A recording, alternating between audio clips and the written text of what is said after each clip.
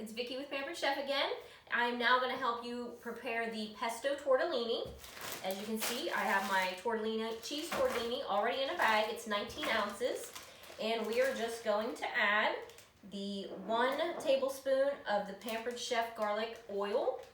Let's pour that in there.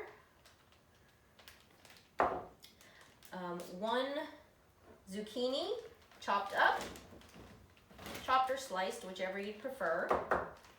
We've got 1 red bell pepper, sliced. Add that into our bag. We're gonna do 14.5 ounces of chicken broth. Go ahead and pour that into your bag. We've got 4 ounces of cream cheese and the other half of our basil pesto that we made. Pop that in there. Now this can be prepared frozen in our crock pot or quick cooker on slow for 4 hours on low. Or you can also, if it's thawed, microwave it in our rock crock or our deep covered baker for 15 to 20 minutes. So I hope you've enjoyed these recipes and bon appetit.